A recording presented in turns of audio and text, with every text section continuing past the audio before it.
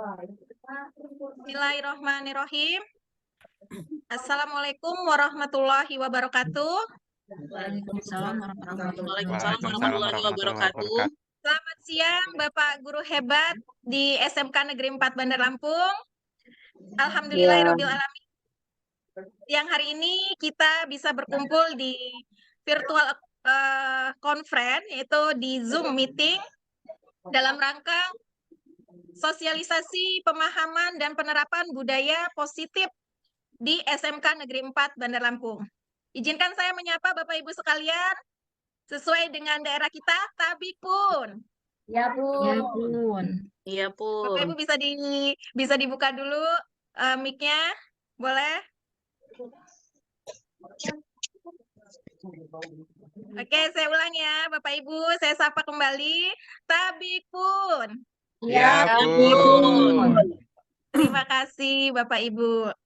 Pertama-tama marilah kita panjatkan kehadirat Allah Subhanahu wa taala yang siang hari ini kita dapat berkumpul bersama di sini untuk mendengarkan sosialisasi dari calon guru penggerak angkatan 9 yang berasal dari SMK Negeri 4 Bandar Lampung.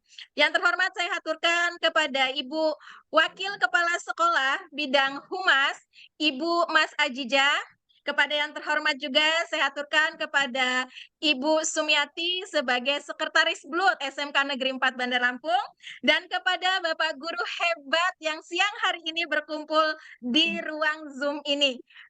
Untuk memulai kegiatan kita, marilah kita berdoa terlebih dahulu yang akan dipimpin oleh Ibu Nur Fadilah. Kepada Ibu Nur Fadilah dipersilakan. Baik, Bapak Ibu, untuk kelancaran diskusi pada siang hari ini kita awali dengan doa. Mari bersama-sama kita berdoa. Berdoa, mulai.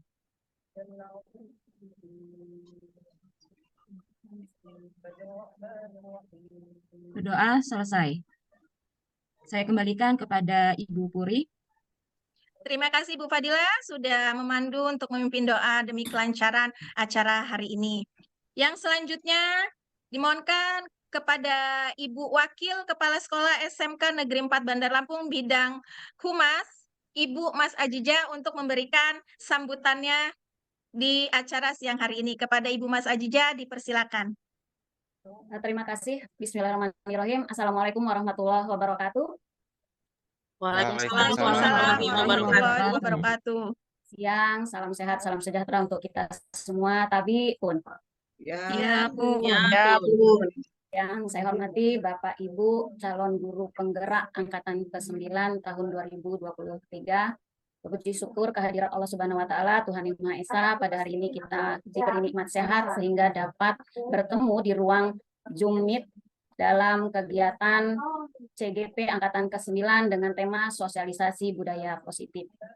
Sebagaimana kita ketahui bahwa guru penggerak merupakan pemimpin pembelajaran, di mana calon guru penggerak mampu menjalankan strategi sebagai pemimpin pembelajaran yang mengupayakan terwujudnya sekolah sebagai pusat pengembangan karakter dengan budaya positif. Kami mengharapkan calon guru penggerak mampu mengembangkan dan mengkomunikasikan visi sekolah kepada murid, guru, dan pemangku kepentingan. Demikian yang dapat saya sampaikan. Selamat dan sukses dalam menjalankan tahapan-tahapan kegiatan sebagai calon guru penggerak angkatan ke-9 tahun 2023. Tetap semangat dan selalu semangat. Wassalamualaikum warahmatullahi wabarakatuh. Waalaikumsalam warahmatullahi wabarakatuh. Terima kasih kepada Ibu Mas Ajija. Acara kita lanjutkan untuk menyemangati Bapak Ibu semua siang hari ini. Kita akan ice breaking dulu supaya makin semangat dan fokus ikut acara. Dan ice breaking ini akan dipandu oleh rekan kita Ibu Elia Yulina. Kepada Ibu Elia dipersilakan, Bu. Oke, terima kasih Ibu Puri telah memberikan waktu kepada saya untuk kita speaking siang ini ya Bapak Ibu semuanya. Speaking kita kali ini adalah saya akan menyebutkan nama buah, kemudian Bapak Ibu juga akan menyebutkan nama buah, tapi berasal dari nama belakang dari buah yang saya sebutkan. Kita coba contohnya ya Bu ya. Misalkan saya menyebutkan nama apel, maka Ibu Labu. Suki menyebutkan leci Labu. gitu ya. Oke, boleh labu juga boleh gitu ya Ibu-ibu Bapak semuanya. Oke, kita Contohkan mulai ya. mungkin, dicontohkan dulu Bu Elia mungkin. Tadi udah dicontohkan Bu Puri. Ya, dilempar ke saya Ya, misalnya. lemparnya dulu. Habis dari situ lemparnya Dilempar kemana dulu. gitu. Oh. Ya. Oke. Kita mulai ya. Ya. Kalau kau suka hati, ayo makan buah anggur, Ibu Puri, silakan. Anggur ya. Anggur berarti Belakangnya apa? Ayo. huruf apa itu anggur? R ya. R. Rambutan. Kalau Oke, kau suka lempar lagi ke siapa? Ya. Ayahnya. Kalau kau suka hati makan buah rambutan. Bu Lina. Mana Bu Rina? Ayo. Nangka. Ya. Oke, lanjut Bu Rina. Bu Rina lanjut. Kau suka hati makan durian. N lagi ya. Dan lagi ya. Oke, Ya. lempar ke siapa Bu Rina? Dilempar ke siapa Bu? Kartika. Bu Kartika. Silakan Bu Kartika. N lagi ya Bu ya. Iya. Nanas. Tadi dulu. Ayo. Ayo udah. Oh, oke. Kalau kau susah ya. Kalau kau suka hati makan noni. Buah durian. Ada buah huruf N kan? Buah noni Iya. ada. Boleh. Nah, silakan Dina. I dia. I Dina Ih, Dina. aduh, apa tuh ih? I. Pisang. Ica di dinding. Rambutan. Ayo Bu Dina. Waduh, apa nih ih? Buah apa tuh buah? I. Ih, sawo. Pisang. Oke. Ih bisa. Boleh, Oke. boleh, ini bisa. Ih, bisa. Oke, begitu ya Bapak Ibu. Terima kasih sudah speaking. Biar kita lebih semangat ya siang ini. Terima kasih kita sudah speaking. Silakan Bu Puri dilanjutkan lagi. Oke, terima kasih Bapak Guru hebat semuanya. Tepuk tangan dulu untuk kita semua. Ya, mudah-mudahan udah di S-Breaking makin fokus. Walaupun siang hari kita makin semangat ya Bapak Ibu semuanya. Ya, sudah S-Breaking. Selanjutnya, sebelum kita memulai diskusi kita akan membuat kesepakatan kelas ya Bapak Ibu. Untuk kesepakatan kelas kali ini atau kesepakatan forum diskusi kita, Ibu Kartika bisa memandu Ibu untuk menyusun kesepakatan kelas kita. Kepada Ibu Kartika dipersilakan. Ya, ini share screen ya, Bu? Boleh saya share screen ya, Ya. Bapak Ibu, izin share screen.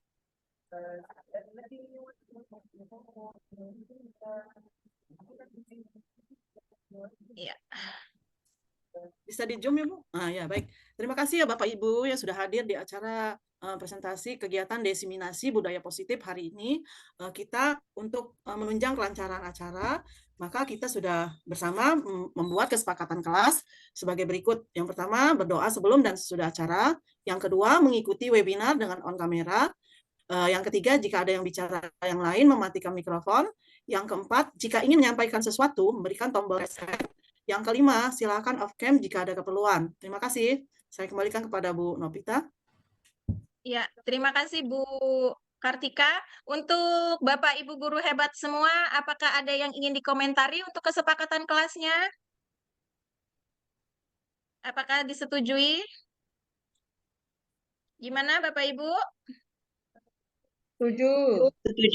Ya, setuju. Setuju ya Bapak Ibu? Atau ada yang mau dihilangkan atau yang ingin ditambahkan? Pas ya Bapak Ibu ya? Pas. Oke.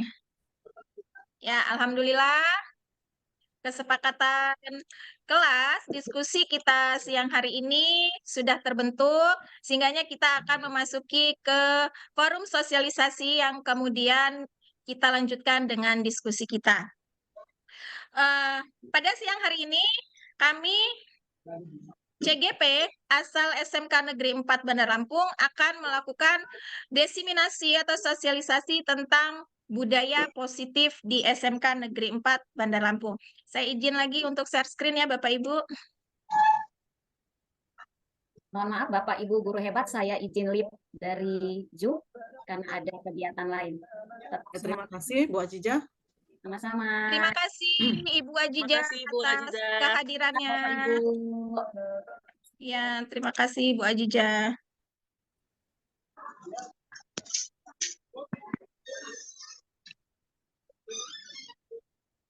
Ya, Bapak Ibu, saya share screen terlebih dahulu tentang materi yang akan disampaikan pada siang hari ini.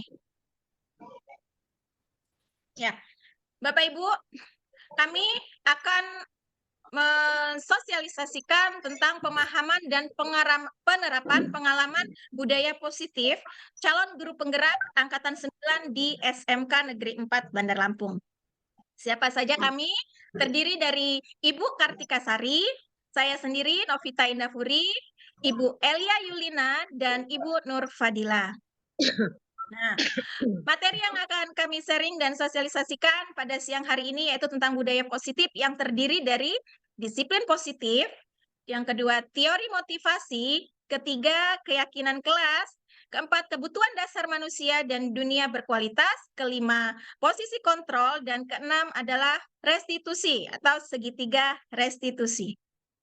Nah, untuk yang pertama, saya sendiri yang akan menyampaikannya. Saya adalah calon guru penggerak Angkatan 9 berasal dari kelas 50A1 dari SMK Negeri 4 Bandar Lampung dengan fasilitator Bapak Laude Muhammad Hasnul, pengajar praktik Ibu Rahmalia Saputri.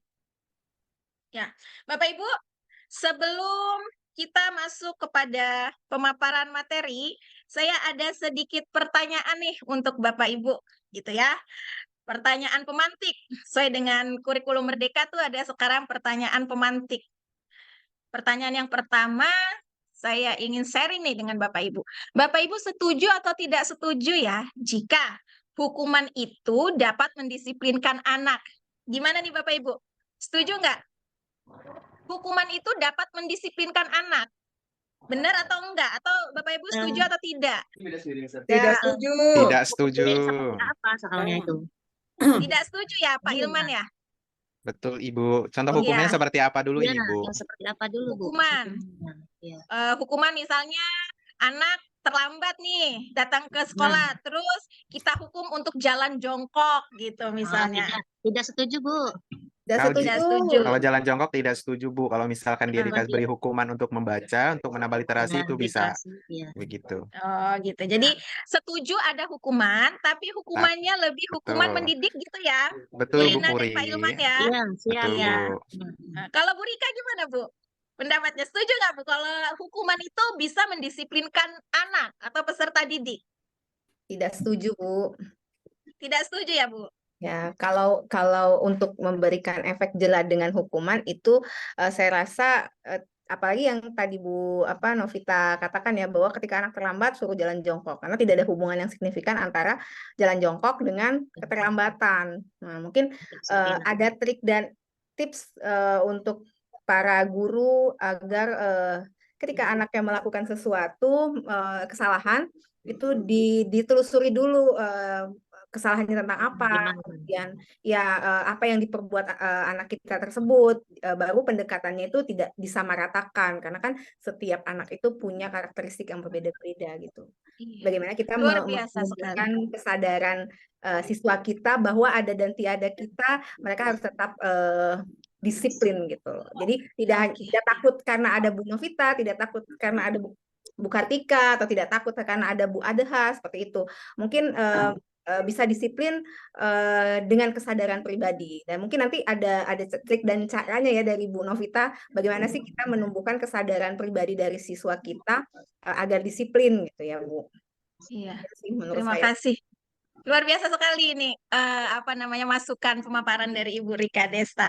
Ini ada yang resen lagi Ibu Adeha. Ya Bu Adeha boleh Bu, gimana Bu masukannya? Ibu setuju atau nggak setuju nih Bu? Hukuman itu dapat mendisiplinkan anak. Silakan Ibu Adeha. Bu Adeha mungkin masih di mute ya Bu ya. Nggak terdengar Bu suaranya Bu. Mbak paket Mbak.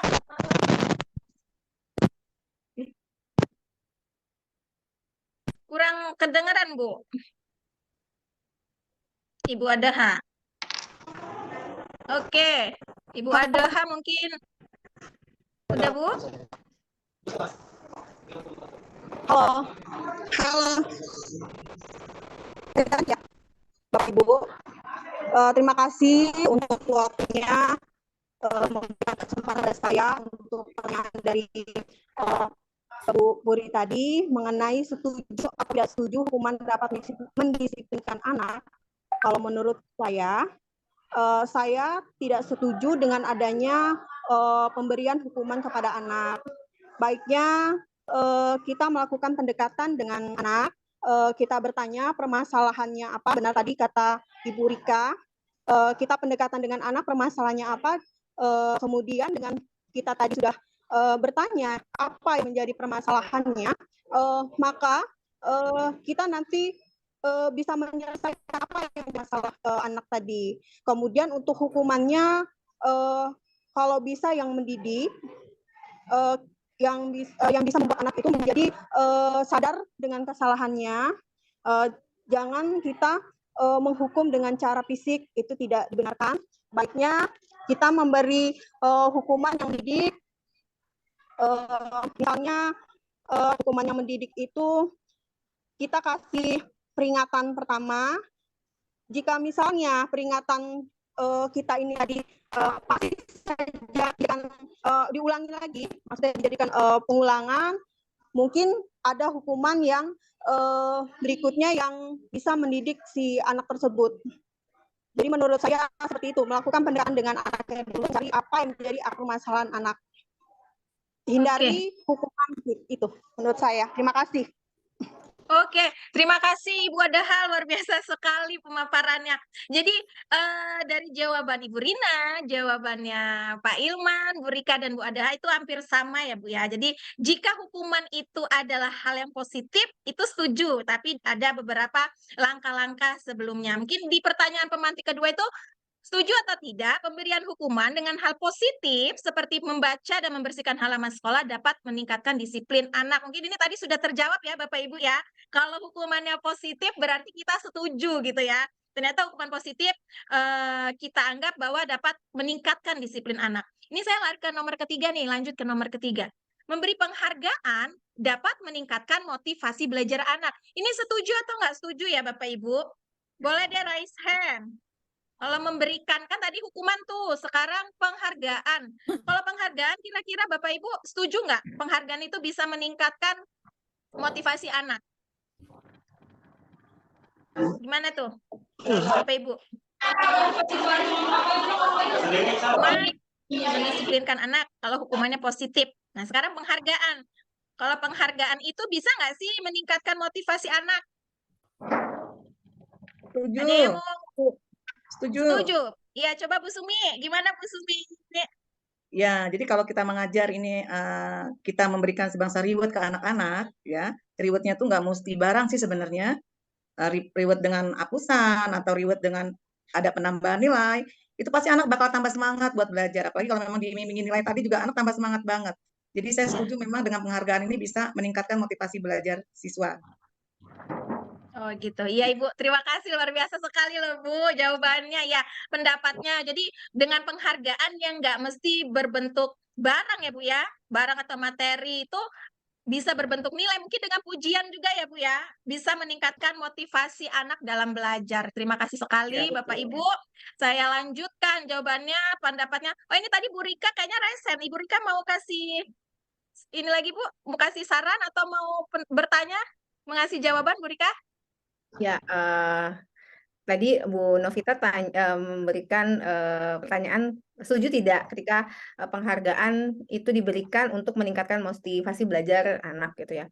Sebenarnya ini dilema karena kan tidak semua anak itu ketika kita berikan pertanyaan nih misalnya atau tugas itu ada yang semangat, ada yang tidak. Nah, biasanya nih yang dapat reward ini selalu yang bagus di kelas itu kan. Sedangkan yang biasa-biasa aja terus itu yang nggak semangat itu jarang sekali. Jadi menurut saya gini, penghargaan itu diberikan tetapi caranya dengan memberikan bergantian gitu loh. Maksudnya siapa yang bisa gitu kan. Nanti yang jawab itu yang bisa terus gitu. Kalau menurut saya Oh sih. iya iya. Jadi Menyeluruh ya, Bu ya? secara menyeluruh, gimana kalau kali ini Ibu mau tunjukkan di kelas itu ada yang nggak pernah ngomong. Yang belum pernah ngomong, ayo silakan gitu. Karena ketika dia menjawab pertanyaan kita misalnya, apa yang dimaksud dengan Pancasila? Ada berapa jumlah Pancasila gitu kan? Sila dalam Pancasila misalnya kalau pelajaran saya. Sedangkan anak tuh nggak pernah ngomong gitu ya.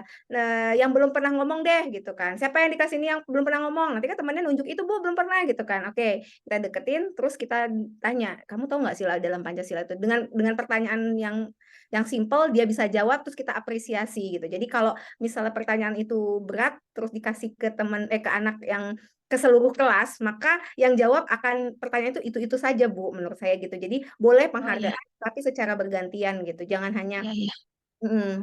sesuai dengan tingkat kesulitannya. Jadi kita kan tahu tuh karakteristik siswa kita. Jadi mungkin dari awal itu kita berikan kesempatan bagi siswa yang kurang aktif kan untuk meningkatkan motivasi belajar tadi pertanyaannya ya Bu. Iya, benar sekali Ibu. Terima kasih Bu. Bu Rika, Boleh nambah nggak Bu pemaparannya sangat Novita? Boleh memberi boleh pencerahan. nambah Bu. Bu Sumi mau nambah. Menambah. Jadi tambahannya dari yang punya Bu Sumi tadi setuju Bu Rika. Enggak, Tapi saya ada tambahin begini tambahan. Bu. Saya setuju dengan Bu Rika tadi ya.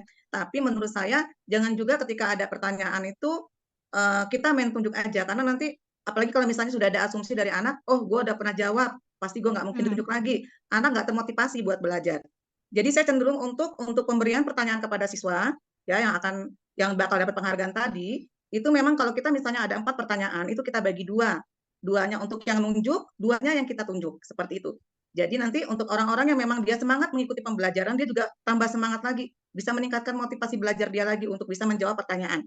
Dan untuk anak yang memang agak kurang atau agak malu-malu segala macam, itu lama-lama dia juga ada perasaan mungkin, oh nanti aku bisa ditunjuk nih, aku harus lebih semangat lagi belajarnya. Siapa tahu nanti ketika aku ditanya, aku bisa jawab seperti itu. Jadi kalau menurut saya, ketika memang ada mau kita kasih penghargaan tadi, kalau misalnya ada 4 pertanyaan ya dibagi 2, untuk yang menunjuk 2, untuk yang kita tunjuk juga nggak apa-apa 2, seperti itu. Terima Oh ya. kasih. Luar biasa ini pernyataan apa namanya saran dari ibu-ibu guru hebat ini ya. Ada yang setuju dengan catatan, tapi itu sangat memberi masukan ya Ibu ya. Semoga nanti kita bisa menerapkannya. Kalau saya mungkin belum pernah tuh Bu menerapkan yang seperti Bu Sumi, bisa saya lakukan nanti di dalam kelas. Terima kasih Bu Sumi, begitu juga dengan Ibu Rika. Oke Bapak Ibu, kita lanjutkan ya Ibu. Untuk materi kita ini memang budaya positif itu merupakan pembelajaran dengan paradigma baru yang sekarang itu lagi kita gencarkan dengan kurikulum merdeka, di mana pembelajaran kita tuh sekarang berdiferensiasi yang sesuai dengan karakteristik anak untuk mewujudkan profil pelajar Pancasila. Seperti itu Bapak Ibu. Nah, di sini ada miskonsepsi Bu tentang teori kontrol, di mana ilusi guru mengontrol murid, ada ilusi bahwa semua penguatan positif itu efektif dan bermanfaat, dan ada ilusi yang bahwa orang dewasa itu berhak memaksa. Jadi itu yang akan kita jawab pada diskusi kita pada siang hari ini. Nah, yang pertama akan kami sampaikan atau yang akan saya sampaikan adalah tentang disiplin positif dan nilai-nilai kebajikan universal. Apa sih disiplin positif itu? Disiplin positif itu membuat orang menggali potensinya menuju sebuah tujuan. Apa yang dia hargai. Namun dalam budaya kita, makna kata disiplin telah berubah menjadi sesuatu yang dilakukan seorang pada orang lain untuk mendapatkan kepatuhan. Jadi disiplin itu dilakukan karena supaya orang itu untuk menjadi patuh, begitu Bapak Ibu. Kecenderungan umumnya adalah menghubungkan kata disiplin dengan ketidaknyamanan, bukan dengan apa yang kita hargai atau pencapaian suatu tujuan mulia. Nah, itu makna dari disiplin. Jadi kalau sudah disuruh disiplin, cenderung tidak nyaman. Nah, tugas kita bagaimana membudayakan budaya disiplin positif itu supaya anak-anak tetap nyaman, seperti itu Bapak Ibu. Nah, di sini disiplin positif, cara penerapan mengajarkan anak untuk bertanggung jawab dan sadar pada nilai-nilai kebajikan. Disiplin positif juga lebih mengarah kepada untuk mengontrol diri. Jadi kalau kita sudah bilang anak-anak kita harus disiplin, disiplin datang pagi, disiplin pakai baju seragam yang sesuai dengan hari, seperti itu.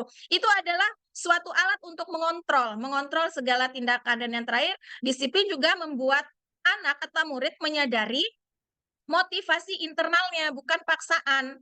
Jadi tapi masih banyak anak-anak murid itu melaksanakan disiplin itu karena paksaan, ujian, atau hukuman. Padahal harusnya disiplin positif itu berasal dari motivasi internal atau dari motivasi dirinya, seperti itu Bapak Ibu.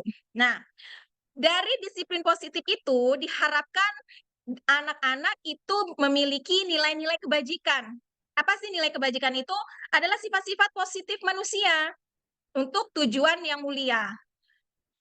Nilai-nilai kebajikan juga merupakan perilaku atau perbuatan untuk suatu tujuan. Jadi dari mereka bisa melakukan hal disiplin positif, hasilnya itu adalah nilai-nilai kebajikan. Apa aja sih nilai-nilai kebajikannya? Nah, sekarang kita menuju adanya profil pelajar Pancasila, di mana dalam profil pelajar Pancasila itu ada beriman dan bertakwa kepada Tuhan Yang Maha Esa, berakhlak mulia, berkebinekaan global, gotong royong, mandiri, kreatif, dan bernalar kritis. Nah, nilai-nilai kebajikan lainnya sesuai dengan program pendidikan dasar itu anak-anak dengan melakukan disiplin positif akan tumbuh sikap toleransi, rasa hormat, integritas, mandiri, menghargai, dan seterusnya. Dan yang terakhir adalah keterampilan. Bisa menumbuhkan nilai-nilai kebajikan dalam keterampilan hidup, yaitu dapat dipercaya, pendengar yang aktif, tidak merendahkan orang lain, dan memberikan yang terbaik untuk dirinya. Nah, ini mungkin aksi nyata dari nilai-nilai kebajikan. Saya sebagai seorang guru di SMK 4 sudah mulai melatih Bapak Ibu untuk anak-anak memiliki budaya positif, khususnya disiplin positif, di mana nih ada gambar yang pertama, anak-anak berpakaian rapi. Mulanya adalah suatu paksaan. Jika terus kita latih, itu adalah kita maunya disiplin mereka adalah suatu kebutuhan. Nah, disinilah tumbuh nilai-nilai kebajikan. Anak-anak menjadi kreatif, berkebinekaan global.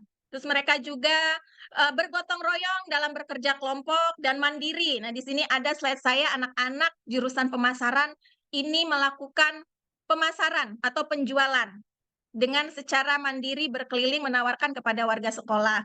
Nah, ini ada kalau pagi ya Bapak Ibu kita sudah menerapkannya di SMK Negeri 4 upaya piket karakter. Di sini ada senyum, sapa, salam yang diterapkan oleh guru dan murid. Dan ketika sudah masuk ke kelas di pagi hari anak-anak itu ada membaca Al-Qur'an. Nah, ini adalah kegiatan-kegiatan nilai-nilai kebajikan yang sudah dilaksanakan oleh murid-murid kita, murid-murid SMK Negeri 4 Bandar Lampung. Semoga ke depannya anak-anak bisa lebih baik lagi dengan bimbingan dari kita, Bapak Ibu guru semuanya, untuk mereka bisa mempertahankan dan mengembangkan nilai-nilai disiplin guna bekal kehidupan di dalam masyarakat. Seperti itu Bapak Ibu. Nah, ini di sini ada bagan disiplin positif itu memang berimbas banyak ya Bapak Ibu dari disiplin positif itu tumbuhlah teori motivasi. Dari mana sih munculnya disiplin positif itu? Harus ada motivasi.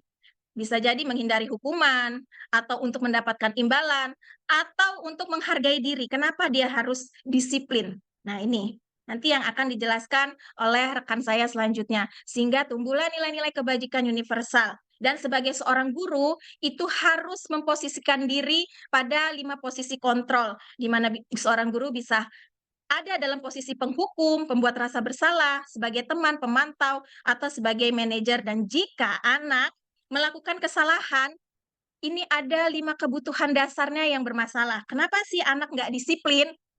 Ini kita gali dengan 5 kebutuhan dasar manusia. Apakah kebutuhannya sudah terpenuhi atau belum? Sehingga anak melakukan perilaku yang indisipliner. Kemudian sebagai seorang guru, kita bisa menyelesaikan masalah yang timbul pada anak itu dengan segitiga restitusi. Demikian Bapak Ibu, itu saja yang bisa saya sampaikan sebagai pembuka dari pemaparan kami siang hari ini tentang budaya positif yang diawali dengan disiplin positif. Terima kasih atas umpan balik yang sudah disampaikan oleh Bapak Ibu. Semoga apa yang saya sampaikan kelak bisa kita terapkan ya Bapak Ibu di lingkungan SMK Negeri 4 Bandar Lampung. Sekian dari saya Bapak Ibu. Mungkin pemaparan akan dilanjutkan oleh rekan saya.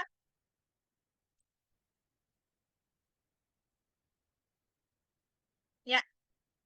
oleh rekan saya yaitu Ibu Elia Yulina dengan fasilitator Ibu Liswantari dan pengajar praktik Bapak Hari Minandar.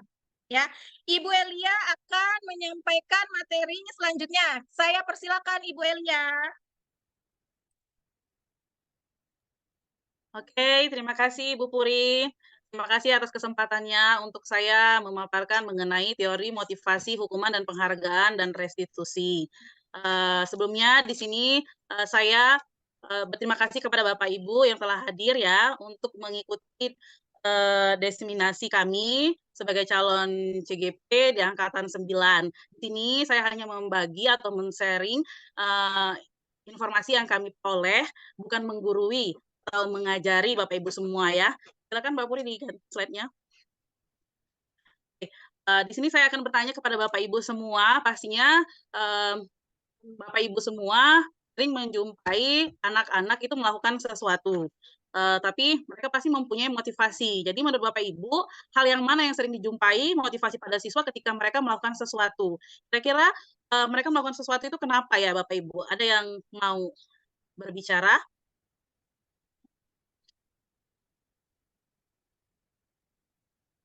Silakan Halo? Bapak Ibu boleh raise hand.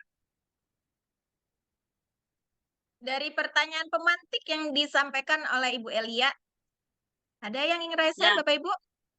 Misalkan begini Bapak Ibu, ada anak yang di kelas itu dia rajin selalu di depan kita melakukan sesuatu. Nah, biasanya Bapak Ibu melihat siswa seperti itu, kan pasti ada yang mendorong dia melakukan seperti itu. Kira-kira kenapa? Pengen dapat tambahan nilai, Bu. Oh, oke. Ya, betul sekali. Ingin mendapatkan tambahan nilai ya, Ibu Sumi ya. Ibu Sumi ya tadi ya, kalau tidak salah ya. Iya, betul sekali. Ya, betul sekali. Ada yang lain? Itu berarti motivasinya ada tambahan nilai. Pengen terkenal, Bu. Ya, Ibu. Terkenal. Pengen Ingin terkenal, terkenal. pengen dikenal. Oh, oke. Ibu Sri ya. Terima kasih, Bu Sri. Ingin terkenal ya, itu motivasinya ya. Anak itu melakukan sesuatu ya. Saya merasa bisa dijawab. Oh ya, dia ingin merasa bisa dijawab. Karena bisa menjawab. Karena Oh, bisa karena dia bisa menjawab. Ya, motivasinya. Oke, ada lagi yang lain ya, Bu Rina. Silakan Bu Rina. Iya. Biasanya anak itu ingin mendapatkan reward dari guru yang mengajar. Oh, iya betul sekali ya Bu Rina. Ada memang siswa yang seperti itu ya. Ya, dia melakukan sesuatu karena ingin mendapatkan hadiah atau reward dari gurunya ya, Bu Rina ya. Iya. Oke, betul sekali. Itu ada beberapa motivasi pada siswa ya, Bapak Ibu semua. Kita lihat, lanjut Mbak Puri. Motivasi. Oke, motivasi perilaku. Motivasi perilaku manusia. Motivasi perilaku manusia itu sebenarnya Bapak Ibu ada 3. Yang pertama adalah menghindari ketidaknyamanan atau hukuman. Kemudian yang kedua adalah untuk mendapatkan imbalan atau penghargaan dari orang lain. Kemudian yang ketiga itu adalah untuk menjadi orang, sebentar Bapak Ibu.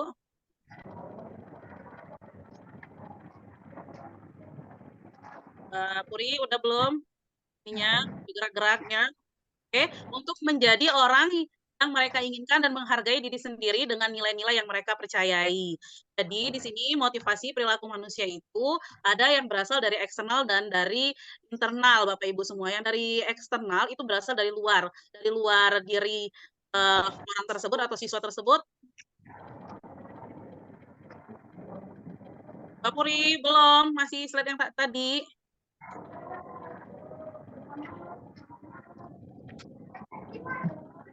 Untuk menghindari ketidaknyamanan ataupun hukuman. Kemudian untuk mendapatkan imbalan ataupun penghargaan dari orang lain itu berasal dari pihak eksternal, dari luar diri. Jadi seseorang melakukan sesuatu itu karena ingin menghindari ketidaknyamanan ataupun hukuman dan untuk mendapatkan imbalan atau penghargaan dari orang lain. Sedangkan yang dari internal atau dari dalam dirinya yaitu untuk menjadi orang yang diinginkan dan dihargai dengan nilai-nilai yang mereka percayai. Ini yang lagi input nilai itu ya. Jadi udah nggak bisa ngeliatin itu banget. Oh ya Ibu, maaf Ibu Sri bisa di mikrofonnya di unmute sedikit Bu Sri. Ya, terima kasih. Ya, jadi ini adalah motivasi perilaku manusia dan yang memang sebaiknya yang lebih efektif itu adalah motivasi untuk menjadi orang yang diinginkan. Jadi dia tidak terpaksa untuk melakukan sesuatu, tetapi memang dari dasar dirinya sendiri, dari dalam dirinya sendiri dia ingin melakukan sesuatu seperti itu. Begitu ya, Bapak Ibu. Lanjut, Bu Puri. Nah, untuk dihukum oleh penghargaan, bahwa penghargaan berlaku sama dengan hukuman. Dalam arti meminta atau membujuk seseorang melakukan sesuatu untuk memenuhi suatu tujuan tertentu dari orang yang meminta atau membujuknya. Dorongan eksternal dan akan ada faktor ketergantungan. Beberapa dampak dari pemberian penghargaan. Jadi maksudnya di sini ya Bapak Ibu, kalau kita memberikan sesuatu hukuman ataupun penghargaan kepada siswa kita atau kepada orang lain, sebenarnya itu kurang efektif Bapak Ibu. Karena itu akan memberikan efek ketergantungan kepada siswa kita. Jadi dia bukan melakukan sesuatu karena keinginan mereka atau ada motivasi memang mereka ingin melakukannya sesuai dengan nilai karakter mereka gitu. Nah, di sini ada beberapa dampaknya. Dampak memberikan penghargaan itu adalah pengaruh jangka pendek dan jangka panjang. Kemudian ada penghargaan menghukum. Penghargaan mengurangi ketepatan, kemudian penghargaan itu tidak efektif, dan penghargaan merusak hubungan. Lanjut, Bu Rika. Bu Puri. Kemudian penghargaan menurunkan kualitas, serta penghargaan itu mematikan kreativitas. Kemudian penghargaan itu juga mengurangi motivasi intrinsik.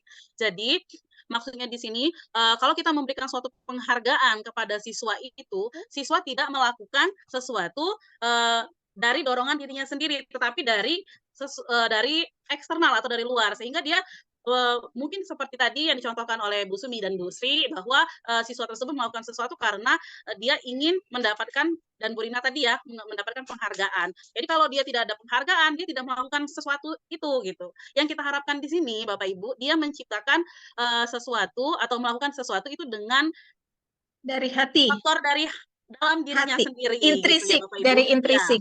dari dalam dirinya sendiri, bukan melakukan sesuatu karena di luar. Jadi sebaiknya kita sedikit merubah mindset kita bahwa penghargaan itu bukan untuk, ya memang memberi motivasi, tetapi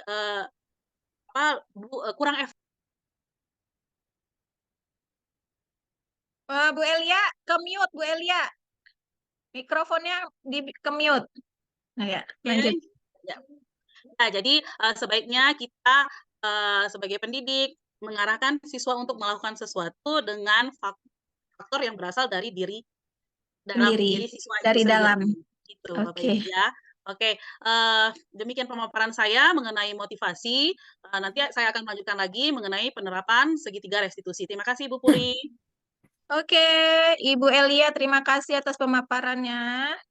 Pemaparan selanjutnya yaitu yang akan disampaikan oleh Ibu Kartika Sari, yaitu calon guru penggerak dari kelas 5401 dengan pengajar praktik Ibu Marlisa Puspitasari dan fasilitator Bapak William. Ibu Kartika pada kesempatan ini akan memaparkan materi tentang keyakinan kelas. Kepada Ibu Kartika, dipersilakan Ibu.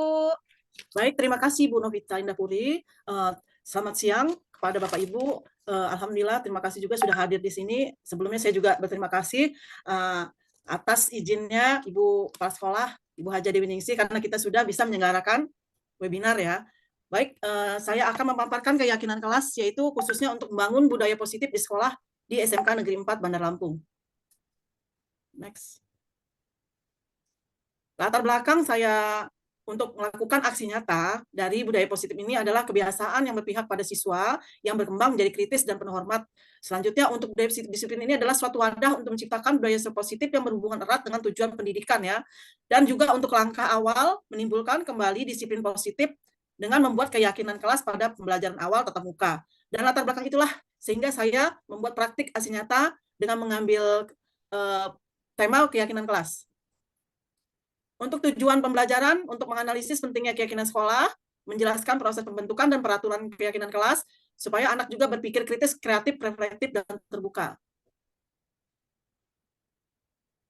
Baik Bapak Ibu, sebelum saya memaparkan materi, saya akan memberikan pertanyaan pemantik ya. Di sini kita pasti sudah tahu ya Bapak Ibu, bahwa seperti mengapa kita memiliki peraturan tentang penggunaan helm pada saat mengendarai sepeda motor atau kendaraan roda 2. Pasti jawaban Bapak Ibu udah sama ya, untuk keselamatan. Dan mengapa kita memiliki peraturan di sekolah, mungkin ada hal lain ya jawabannya. Nah, di sini ya Bapak Ibu, sebelum kita membentuk keyakinan kelas, maka kita harus tahu dulu bahwa nilai-nilai yang kita jawab seperti kemungkinan adalah keselamatan, untuk kesehatan, itu merupakan nilai-nilai kebajikan atau keyakinan yang disepakati bersama ya Bapak Ibu. Selanjutnya Bu Puri.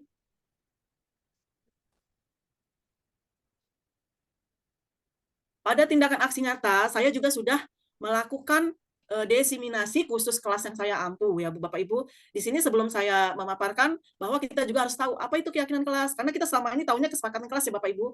Ternyata nilai positif yang tersurat itu sebenarnya keyakinan kelas yang isinya berupa pernyataan-pernyataan universal yang dibuat dalam bentuk kalimat positif.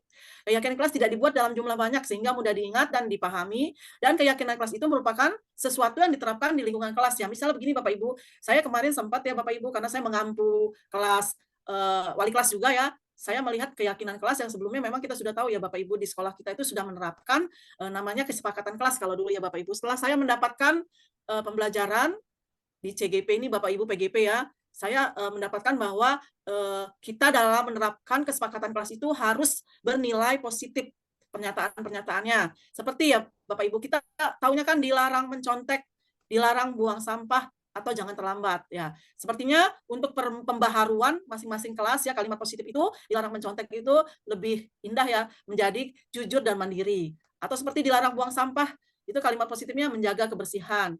Kalau kalimat negatif jangan terlambat, kita hadirkan kalimat positifnya hadir tepat waktu. Ya Bapak Ibu, silakan next. Bu Novita.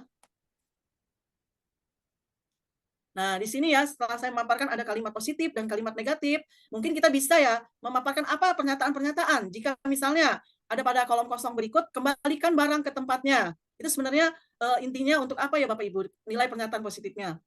Terus dilarang mengganggu orang lain. Hadir di sekolah 15 menit sebelum pembelajaran dimulai. Dilarang melakukan kekerasan. Atau dilarang menggunakan narkoba. Bergantian atau menunggu giliran. Dilarang merokok atau guna masker. Berjalan ke koridor. Mungkin Bapak Ibu udah tahu ya Bapak Ibu, pernyataan positif seperti dilarang mengganggu orang lain. Termasuk apa ya? Atau ada yang mau mengungkapkan pendapatnya? Nah, baik ya. Bisa kita lihat, Bu Rina? Mau menjawab? Bu Rina raise hand. Ya, baik ya. Next, Bu Novita. Nah, di sini kita akan lihat bahwa pernyataan positif yang benar itu, contohnya kayak kembalikan barang ke tempatnya. Berarti itu nilai pernyataan positifnya adalah bertanggung jawab. Bertanggung jawab. Ya, dilarang mengganggu orang lain. Nilai positifnya adalah saling menghormati. Terkadang kita kan, saya lihat beberapa tuh masih menggunakan kata dilarang. Hadir di sekolah 15 menit sebelum pembelajaran dimulai. Berarti komitmen ya. Terus dilarang melakukan kekerasan. Kalimat yang efektif untuk nilai positifnya saling menghormati.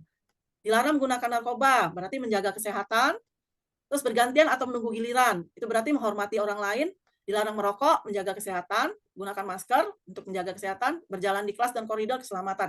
Berarti gini Bapak Ibu ya, apabila nanti kita sebagai wali kelas tentunya kita mengampu kelas tersebut dan akan membuat keyakinan positif. Nah, desiminasinya dari saya bahwa keyakinan positif tersebut yang tadinya ditulis kesepakatan kelas itu bisa kita tulis menjadi keyakinan positif. Kenapa Bapak Ibu? Kalau kesepakatan kelas itu berarti kesepakatan antara guru dan siswa, tapi belum ada keyakinan nilai positif dari siswanya ya Bu. Nah, tapi kalau keyakinan kelas, dia memang dari keyakinan, memang nilai-nilai yang sudah diyakini dari masing-masing siswa, sehingga siswa tersebut dapat mempertanggungjawabkannya. Nah, baik silakan next.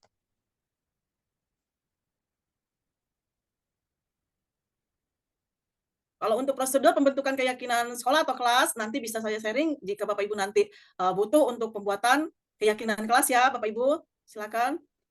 Nah, contoh keyakinan kelas ya Bapak Ibu, bisa contohnya setiap anggota kelas perlu belajar, perlu senang, perlu melakukan tugas, saling menghargai, merasa aman, terus selalu berpikir positif, menghormati. Nah, dari kalimat-kalimat semua ini Bapak Ibu ya, kita ambil nilai-nilainya yang positif, yang kira-kira nilai yang diyakini dan disepakati di kelas tersebut ya Bapak Ibu. Jadi bukan nanti dari A misalnya, saya mau ini, tapi kita harus sepakati dulu, karena misalnya Bapak Ibu mengampu di kelas 36 peserta didik ya. Jadi Bapak Ibu itu dari 36 tersebut, kita membuat semacam keyakinan. Jadi siswa masing-masing membuat keyakinan untuk ditempel di misalnya di whiteboard ya, tentang bagaimana nilai keyakinan dari masing-masing siswa tersebut, baru kita nanti ambil kesepakatan bersama. Nilai-nilai apa yang kira-kira perlu ditampilkan. Contoh-contoh kegiatan pendalaman keyakinan kelas, di sini kita, saya juga di dalam pembelajaran PGP, belajar tentang pembuatan tabel T. Tabel T ini berhubungan dengan keyakinan, yaitu hormat, tampak seperti, tidak tampak seperti. Saya contohkan sedikit ya Bapak Ibu. Seperti melibatkan semua anggota kelompok, berarti tidak tampak sepertinya mengucilkan salah satu teman kita, berarti kebalikannya ya, menjenguk atau menanyakan kabar teman yang kurang sehat, berarti acuh tak acuh terhadap teman yang sedang sehat atau mendapat musibah. Nah, di sini akan jelas ditampilkan bagan tabel Y dari keyakinan kelas ya. Ini, untuk contohnya, di sini ada terlihat, terdengar, berperilaku. Terlihat, kita contohkan misalnya, tolong Bu Puri, masih tabel Y, terlihat di sini misalnya kita contohkan, kalau kita melihat berempati terhadap perasaan orang lain, maka berperilakunya mungkin ramah, ya Bapak Ibu, memberikan salam dan hormat atau berjabat tangan. Dan terdengarnya seperti yuk saya bantu, kita bisa selesaikan bersama. Seperti itu ya Bapak Ibu, jika nanti akan membuat tabel Y di kelas masing-masing. Next. Baik, ini adalah salah satu contoh tugas aksi nyata presentasi tugas aksi nyata praktek keyakinan saya di kelas ya, sudah membagi tugas antara siswa dan guru. Nah, ini rancangan tindakan aksi nyata saya. Tolong ya Bu Puri, yang tindakan aksi nyata sebentar. Nah, di sini saya melakukan rancangan tindakan aksi nyata, ya, latar belakangnya tadi sudah saya jelaskan kalau pembiasaan budaya positif itu diharapkan dapat mewujudkan visi sekolah, membentuk karakter murid dengan mengimplementasikan nilai-nilai profil pelajar Pancasila. Dan tolak ukurnya yaitu membuat kesepakatan kelas untuk dipasang dan dinding kelas dengan menampilkan nilai-nilai positif yang sudah disepakati. Untuk langkahnya nanti bisa lihat di praktik pembuatan aksi nyata. Silakan Bu Puri, next.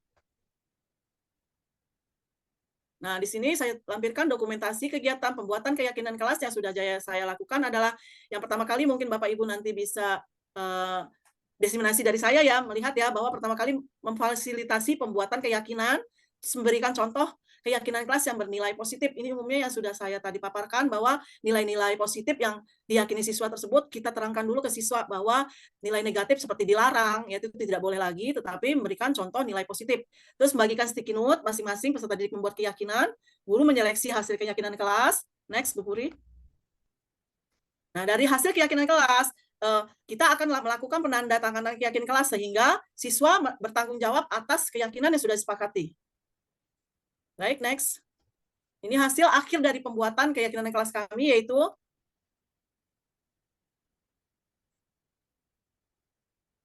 yang tadi Bu Puri. Nah, ini ya Bapak Ibu, sebelumnya ya, aksi nyata sebelum saya, memang saya juga sebelum mengetahui bahwa ada keyakinan kelas ya, bahwa ada nilai-nilai positif tertentu yang harus diperbaharui. Memang untuk keyakinan kelas bisa diperbaharui Bapak Ibu tergantung daripada kebutuhan. Ya, contohnya sebelumnya adalah kesepakatan kelas di sini ada dilarang keluar dalam jam pelajaran ya Bapak Ibu ya. Ini sudah saya perbaharui menjadi keyakinan kelas yang bernilai positif khusus untuk kelas yang saya ampu, yaitu di 11 akuntansi 3.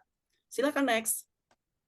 Nah, ini contoh beberapa keyakinan kelas yang akan perlu diperbaharui ya Bapak Ibu. Contohnya saya masih melihat ada kata tidak boleh, terus tidak membayar, dilarang. Nah, di sini saya juga mengharapkan diseminasi kepada unsur wali kelas.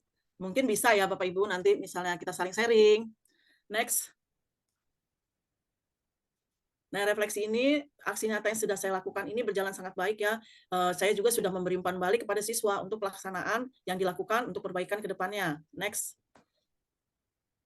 Hasil aksi nyata yang kebetulan memang tugas saya di PGP ini, yaitu bagaimana aksi nyata yang sudah saya lakukan. Saya melihat hasilnya setelah saya melakukan keyakinan kelas ya. Saya lihat bahwa siswa sudah memahami keyakinan yang telah saya sepakati. Terlihat ketika salah satu siswa melanggar keyakinan, siswa yang lain sudah mengingatkannya. Yang kedua, walaupun belum sepenuhnya, siswa sudah mulai menjalankan keyakinan. Mereka seperti tidak ada lagi yang keluar masuk saat belajar jam belajar dan siswa juga menghargai teman lain sehingga menghindari terjadinya bullying.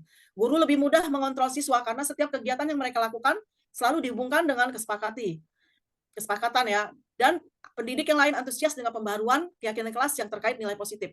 Next. Ya, untuk rencana perbaikan mungkin ya lebih konsisten terhadap keyakinan yang telah disepakati, melibatkan lebih banyak pihak agar keyakinan lebih bisa terwujud, mengadakan evaluasi per bulan terhadap keyakinan yang mengalami peningkatan atau keyakinan yang masih jarang dijalani. Ini yang terakhir ya, baik ya.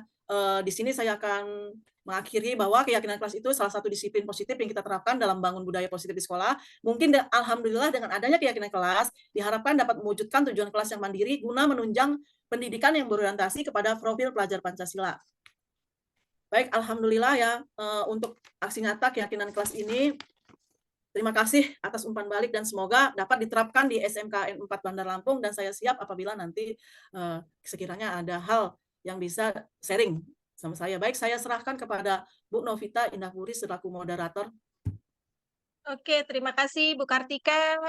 Sangat menginspirasi pemaparannya dan sangat bermanfaat. Semoga Bapak Ibu guru hebat di sini kita bisa meneruskan nih apa yang sudah dipaparkan Bu Kartika karena kita langsung memimpin anak-anak didik kita di kelas ya untuk mengubah dari kesepakatan kelas menjadi keyakinan kelas begitu ya Bu Kartika. Oke, Bapak Ibu hebat semuanya, ini kita lanjutkan yaitu pemaparan dari Ibu Fadila. Ibu Fadila Ya, Bu Fadila, ya, Bu Fadila, Ibu Nur Fadila dengan fasilitator Bapak Suharyanto dan pengajar praktik Bapak Novia. Materi yang akan disampaikan oleh Bu Fadila adalah tentang kebutuhan dasar manusia dan dunia berkualitas. Kepada Ibu Fadila dipersilakan. Baik, terima kasih kepada Ibu Novita selaku moderator atas waktu yang telah diberikan. Assalamualaikum warahmatullahi wabarakatuh. Waalaikumsalam warahmatullahi wabarakatuh. Selamat sore Bapak Ibu, masih semangat semua? Semangat. Semangat. Semangat, masih semangat ya Bapak Ibu ya. Semangat. Tapi pun. Ya, Ya, Bu. Ya, di sini kita membahas mengenai budaya positif. Bagaimana sih cara membangun budaya positif sekolah ya Bapak Ibu dengan lingkungan yang nyaman dan mendukung murid untuk menjadi pribadi yang disiplin, kritis dan bahagia. Yaitu salah satu upaya yang dapat dilakukan oleh guru adalah dengan memahami kebutuhan yang mendasari perilaku murid. Maka dari itu, saya di sini akan membahas mengenai materi tentang 5 kebutuhan dasar manusia. Jadi untuk kita memahami siswa, kita harus mengetahui terlebih dahulu Bapak Ibu mengenai 5 kebutuhan dasar manusia. Masuk ke slide berikutnya, Ibu Furi. Nah, di sini ada kutipan dari Ki Hajar Dewantara. Kita ambil contoh perbandingannya dengan hidup tumbuh-tumbuhan seorang petani, dalam hakikatnya sama kewajibannya dengan seorang pendidik yang menanam padi misalnya, hanya dapat menuntun tumbuhnya padi. Ia dapat memperbaiki kondisi tanah, memelihara tanaman padi, memberi pupuk dan air, membasmi ulat atau jamur-jamur yang mengganggu hidup tanaman padi, dan lain sebagainya. Jadi, Bapak Ibu, ketika guru memahami kebutuhan apa sih yang mendasari perilaku murid, dan guru berusaha menuntun dan mendukung murid dalam memenuhi kebutuhannya secara positif. Jadi pada hakikatnya, guru tersebut ibarat seorang petani, Bapak Ibu. Kita ibarat seorang petani yang sedang berusaha memahami kebutuhan masing-masing tanaman, dan ia berusaha memenuhi kebutuhan tanaman tersebut agar dapat tumbuh dengan subur dan maksimal. Menurut Dr. William Glasser, di sini merupakan teori dari William Glasser, Bapak Ibu, seorang psikiater dari Amerika menyatakan bahwa seluruh tindakan manusia itu memiliki tujuan tertentu, yaitu memenuhi kebutuhan dasarnya. Ketika kelima kebutuhan ini di sini, ketika kelima kebutuhan ini terpenuhi secara memadai, maka murid akan tumbuh dengan seimbang dan bahagia. Sebaliknya, ketika kebutuhan dasar tidak terpenuhi dengan baik, maka seseorang akan mengalami emosi negatif, kemudian seperti bosan, ya Bapak Ibu sedih, kecewa. Mungkin Bapak Ibu juga pernah berjumpa dengan siswa-siswi yang dimana karakternya itu tiba-tiba murung, kemudian karakternya tiba-tiba mudah marah, itu pastinya ada salah satu dari kebutuhan dasarnya itu tidak terpenuhi. Kemudian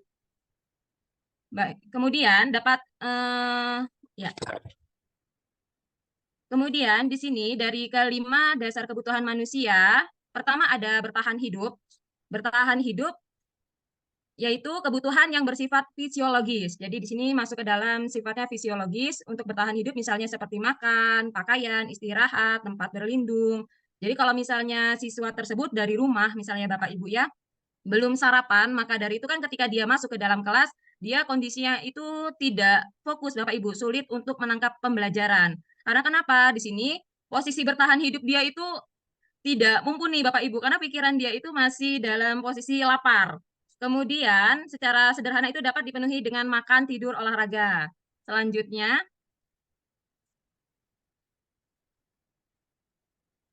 di sini ada rasa kasih sayang, rasa diterima. Ini masuk ke dalam psikologis ya Bapak Ibu ya.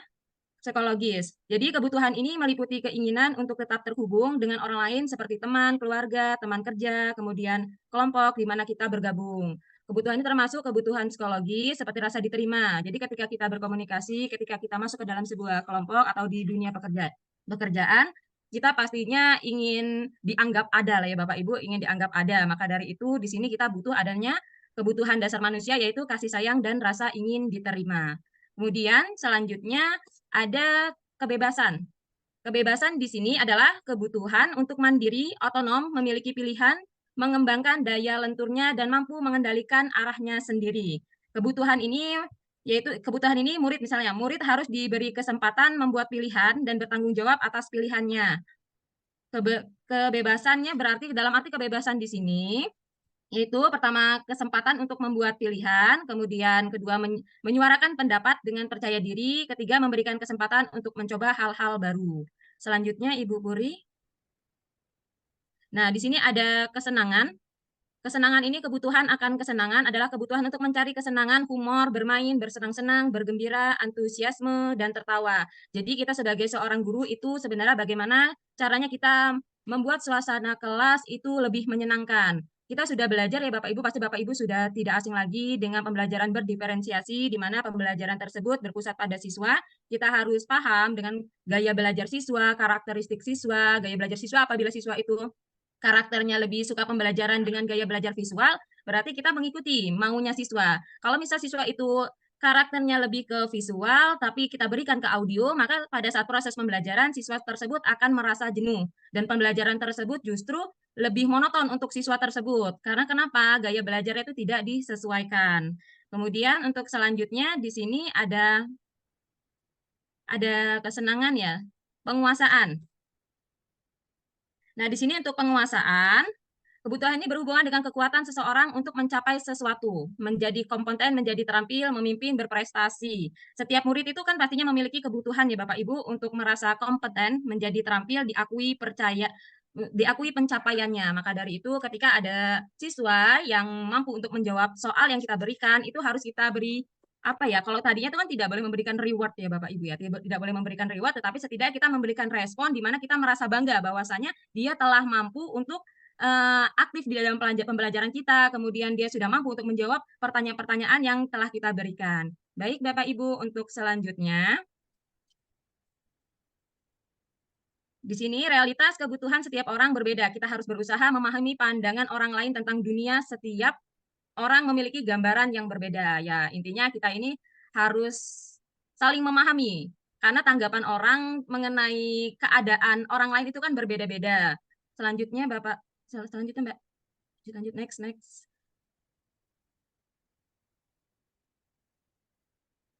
Ya, kita langsung masuk di sini, Bapak Ibu.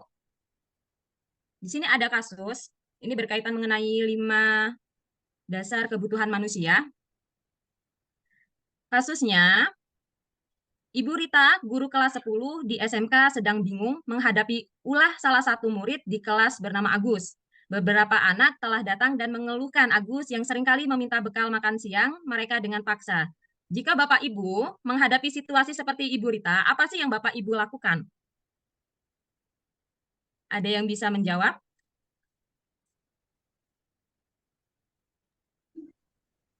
Bagaimana posisi kita, Bapak Ibu? Bagaimana posisi kita ketika kita ini ada di posisi Ibu Rita nih, ada siswa, di mana siswa ini suka meminta bekal makanan temannya dengan cara paksa. Jadi Ibu Rita ini posisinya harus ngapain nih dengan si Agus ini? Harus bertanya kepada Agus. Harus bertanya kepada Agus. Apakah Agus itu belum makan berhari-hari gitu ya Ibu ya? Sampai-sampai harus setiap hari merampas makanan kawan-kawannya dengan cara paksa. Oke, baik, benar sekali Ibu Novita. Baik, untuk Bu Juli, selanjutnya Bu ada Juli Ibu itu raise hand. Bu Juli raise hand. Ya, baik, Bu Novita. Ini kadang-kadang anak-anak ini kan terkait dengan kata dasar tadi tuh ya, apa namanya, bertahan hidup tadi ya. Mungkin anak-anak ini sebenarnya jahil kan, usia-usia ini anak-anak ini dalam keadaan jahil. Jadi kesenangan mengganggu, khususnya pada mungkin yang bawa-bawa bekal ini kan anak-anak kelas yang perempuan ya. Nah, jadi ketika dia jahil, nah ada keinginan untuk mengganggu. Itu yang pertama. Mungkin juga yang kedua bisa jadi anak ini sebenarnya memiliki apa ya bahasanya kenakalan-kenakalan remaja tadi ya. Nah, itu bisa jadi, makanya Bu Rita ini agak kebingungan ini ya, apa yang harus saya lakukan terhadap kenakalan-kenakalan remaja seperti ini. Usil ya Bu, usil anaknya ya. Memang laki-laki ini kan kadang-kadang suka jahil, suka ya mengganggu lah gitu ya. Atau memang bisa jadi bisa ditelusuri oleh Bu Rita tadi nih, apakah mungkin dia memang kelaparan dari rumah nggak dapat makan gitu kan. Jadi perlu diketahui. Seperti itu. Tapi bisa jadi pertama mungkin dipanggil ya Bu ya. Kita kan sekarang ini sekolah ramah anak, harus memberikan nasihat, tidak boleh memberikan sanksi gitu ya Bu ya. Jadi lebih cenderung bagaimana akhlak si Agus ini bisa berubah, atau bisa juga untuk kekompakan siswa-siswa kita ini mengadakan makan bersama gitu kan. Mungkin saya lihat di SMK 4 ini juga banyak kelas-kelas ini melakukan makan bersama kayaknya. Katanya mereka untuk kompak Bu. Saya pernah diomongin juga Bu sama murid saya, Bu Zuli kita makan-makan sih Bu biar kelasnya kompak. Kata saya, waduh nak, Ibu pelajarannya cuma 3 jam. Jangan-jangan pas kita belum selesai makan, guru lainnya udah datang. Jadi saya nggak bisa. Bisa lah kita kompak dengan cara lain. Kata saya seperti itu Bu Novita. Ya, baik, terima kasih Ibu Zuli atas tanggapannya. Kalau dari Ibu Zuli itu anak-anak itu biasanya jahil. Berarti di sini kalau misal dari 5 kebutuhan dasar manusia, di situ ada namanya kesenangan ya, Bapak Ibu ya. Kesenangan. Jadi siswa ini ketika menjahili kawannya itu ada merasa senangnya, ada rasa senangnya. Ya, ada rasa senang. Dan dari Ibu Zuli juga tadi menyampaikan bahwasanya siswa itu ya dipanggil, kita tanya dulu alasannya kenapa sih melakukan hal seperti itu. Karena memang sekarang ini kita masuk ke ramah anak ya Bapak Ibu ya. Jadi kalau ramah anak ya ditanya dulu masalahnya apa, kenapa, alasannya. Baik, untuk selanjutnya di sini ada Ibu Rina. Bagaimana mengenai tanggapannya Ibu Rina? Assalamualaikum warahmatullahi wabarakatuh. Waalaikumsalam warahmatullahi wabarakatuh. Ya, saya akan menanggapi dari kasus Ibu Rita kepada siswanya yang bernama Agus. Ini kalau kita lihat, ini kan kita ada P5 itu kan ada pengembangan karakter ya. Nah, kalau kita tinjau dari hal ini, berarti Agus ini memiliki karakter yang kurang baik ya. Bukan berarti tidak baik, mungkin masih bisa kita benahi karakternya menjadi baik. Dengan salah satu, misalnya kita tidak boleh mengecam terlebih dahulu anak ini tidak baik. Kita harus bisa menelusurinya terlebih dahulu. Ya, sama halnya seperti yang dikatakan oleh Ibu Zuli tadi. Saya sangat setuju, karena kita harus memanggil anak itu dulu. Ya, kita bicara 4 mata lah dengan dia. Ada kasus apa sebenarnya, ada masalah apa sebenarnya, mengapa sampai Agus ini setiap harinya selalu mengganggu temannya untuk meminta nasi. Kita harus tahu nih permasalahannya, apakah dia memang sarapan, apa memang dia memang kurang makan, tidak pernah diberi jajan oleh orang tuanya. Nah, makanya nanti kalau sudah ketahuan permasalahannya, kita juga harus home visit nanti keadaannya yang seperti apa benar atau tidak, kan gitu. Jadi kelihatan nanti benar tidaknya dari apa yang sudah dia katakan kepada Ibu Rita. Nah, kemudian kalau sudah kita panggil itu Ibu ya tadi ya, jadi baru ketahuan ya. Nah, kita langsung artinya secara empamatif itu juga kita memberikan satu nasihat ya, nasihat yang positif kepada anaknya ya, sesuai dengan ramahnya kita lah, memang lagi ramah anak kan, kita memang ditekankan, ditegaskan seperti itu. Nah, kalau sudah diberikan nasihat, artinya anak itu sudah ada perubahan, berarti dia memang mau mendengarkan, memang masih mau mendengarkan nasihat dari gurunya. Nah, kita beritahu juga kepada dia bahwa perbuatan Agus ini memberikan dampak yang negatif kepada kawannya. Ya, apa misalnya, dengan seperti itu kita tegaskan, kamu membuat takut kawan-kawan kamu untuk dekat dengan kamu, gitu. Nah, kemudian kalau sudah tahu, Bu, seperti yang pertanyaan yang kedua tadi, nah kita kan baru bisa memperoleh informasi yang sejelasnya dari apa yang kita interogasikan kepada Agus dari pertemuan kita 4 mata, kemudian kita home visit ke rumahnya, benar atau tidaknya, dengan kita memberikan nasihat. Nah, kita baru tahu duduk permasalahan dari Agus tersebut, mengapa dia sampai meminta secara Melakukan paksa nasinya, nasi ya, kawan-kawannya. betul. Kalau menurut saya seperti itu. Nah, kalau sudah seperti itu kan artinya kebebasan yang dia lakukan itu salah satu kebebasan yang negatif ya. Kebebasan yang dia lakukan artinya tidak kebablasan gitu loh. Ya, makanya benar kata Bu Zuli tadi, perlu juga ya kita ya, artinya bersama anak-anak mengadakan makan bersama-sama mungkin kalau kita memang ada waktu, tapi jangan sampai mengganggu jam belajar di sekolah. Pelajaran, iya Nah, betul. karena memang saya sering juga gitu loh, artinya melihat anak-anak seperti tamasya ya, kata itu ya. Enak sekali kalian makan bersama-sama. Iya, Bu, katanya. Enak kalau kita makan sama-sama, lebih semangat, lebih silaturahminya juga terjaga, artinya seperti itu. Dan itu mungkin solusi kita juga untuk menyikapi sikap si Agus ini supaya dia bisa menjaga silaturahmi dengan teman-teman khususnya yang ada di kelasnya. Begitu saja Ibu Dila. Oke, terima kasih Bu Rina atas Iya. tanggapannya. Boleh ini Mbak Puri ke 5 dasar yang lingkaran itu? Ya. Nah, kalau dari penjelasan Ibu Rina tadi bahwasanya Agus itu memang ada sisi ininya ya Ibu ya, mengenai kasih sayang dan rasa diterimanya ya Ibu. Bisa jadi si Agus ini melakukan hal seperti itu karena dia kurangnya rasa kasih sayang. Kemudian ada juga kurangnya dia rasa diterima, merasa diri dia ketika di kelas itu entah karena sudah dicap usil, jahil, jadi dengan kawan-kawannya agak kurang diterima. Jadi untuk wali kelas yaitu dengan cara pendekatan, ditanya dulu apa masalahnya, akar masalahnya, kenapa si Agus ini melakukan hal seperti itu. Baik, terima kasih Ibu Rina atas tanggapannya, dan ini menjadi pembelajaran untuk kita semua untuk memahami karakteristik dari siswa-siswi kita mengenai 5 kebutuhan dasar manusia. Untuk selanjutnya saya kembalikan kepada Ibu Novita Indahpuri selaku moderator. Terima kasih, saya akhiri. Wassalamualaikum warahmatullahi wabarakatuh. Waalaikumsalam warahmatullahi wabarakatuh. Terima kasih Ibu Nur Fadila atas pemaparannya tentang 5 kebutuhan dasar positif yang materi ini juga sangat penting bagaimana kita untuk mengatasi perilaku anak ya. Tadi saran dan pemaparan dari Bu Rina dan Bu Juli juga sangat memberikan pencerahan bagi kita. Jadi kalau ada anak buat salah jangan buru-buru kita marahin gitu kan. Kita harus gali dulu kebutuhan dasar apa yang belum terpenuhi dari anak tersebut. Oke Bapak Ibu hebat semuanya, kita kayaknya perlu ice breaking lagi nih ya. Udah mulai agak ngantuk-ngantuk, udah makin sore, tapi pasti semua masih semangat ya. Pokoknya harus semangat untuk perubahan pendidikan khususnya di SMK Negeri 4 Bandar Lampung. Oke, kepada Ibu Elia bisa dipandu Bu Elia untuk kita ice breaking Oke, dulu. Bu Puri. Terima kasih Bu Puri. Oke, kita melihat waktu sudah mulai sore, mungkin sudah mulai mengantuk kembali ya kita ya. Kita ice breaking kembali ya Bapak Ibu ya untuk lebih fresh kembali ya Bapak Ibu. Oke, breaking kita kali ini saya akan meminta Bapak Ibu semua untuk menunjukkan jarinya ya. Untuk menunjukkan jarinya di monitor. Kalau saya bilang 2, tunjuk 3. Kalau saya bilang 3, tunjuk 2. Gimana Bapak Ibu? Ya, Bapak Ibu. Oke, kita mulai ya. Kalau kau suka hati beri senyum. Senyum dulu Bapak Ibu. Nah, cantiknya kelihatan, gantengnya terlihat semua ya Bapak Ibu. Kalau kau suka hati beri senyum. Senyum. Kalau kau suka hati tunjuk 3.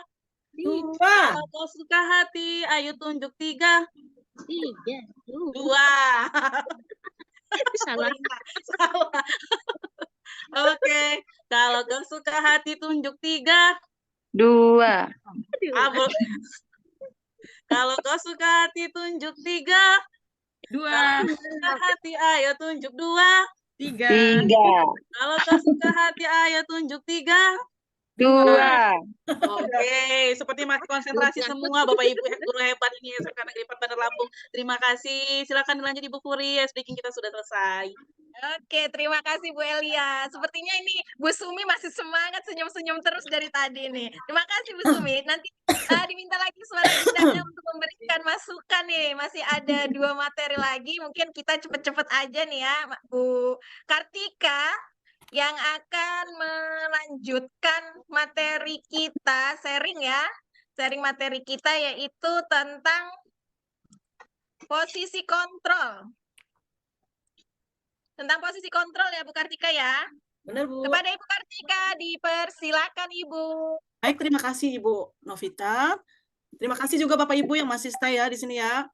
Di sini saya akan memaparkan tentang posisi kontrol kita sebagai guru. Bagaimana kira-kira Bapak Ibu sebenarnya ada di posisi mana ya Bapak Ibu? Silakan next. Di sini restitusi tentang 5 posisi kontrol kita ya. Di sini tujuannya bahwa guru bisa merefleksikan praktik disiplin, restitusi di posisi manajer, dan guru dapat menganalisis secara kritis dan refleksif yang didapatkan dari mempelajari 5 posisi kontrol. Next. Udah mau ngeprint, Pak? Ini udah pada bawa kertas ya? Iya, di sini. Pakai kertas apa? Tolong fotonya di next itu ya, di mute. Udah ya. Baik ya.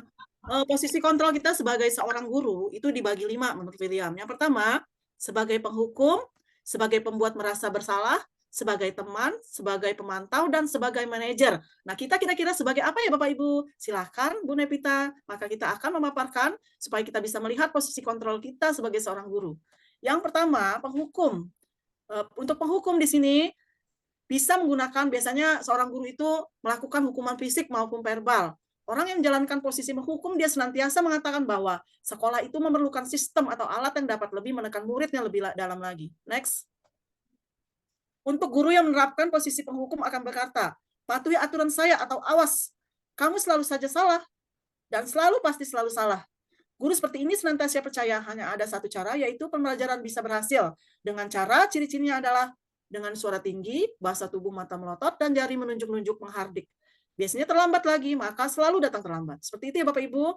Dan hasilnya, maka murid marah dan mendendam atau bersifat agresif. Bisa jadi suatu saat murid tersebut akan mencoba lagi, malah lebih buruk lagi, misalnya mereka mencoret-coret dinding atau melihat motor atau mobil Bapak Ibu guru akan menggores kendaraan tersebut dengan paku. Next. Selanjutnya adalah posisi pembuat merasa bersalah. Pada posisi ini, ibu guru biasanya lebih lembut. Misalnya dia berkata dengan salah, kalau misalnya ada anak murid yang melakukan kesalahan, ibu sangat kecewa sekali dengan kamu, atau berapa kali Bapak harus memberitahu kamu ya, gimana coba kalau orang tua kamu tahu kamu berbuat seperti ini. Nah, posisi ini berarti tanpa terasa ya Bapak Ibu, kita sudah melakukan posisi kontrol sebagai pembuat bersalah ya Bapak Ibu. Contohnya, adik kamu ini bagaimana ya, kamu sudah berjanji dengan ibu tidak akan terlambat lagi, maka kamu kenapa ya senang sekali mengecewakan ibu.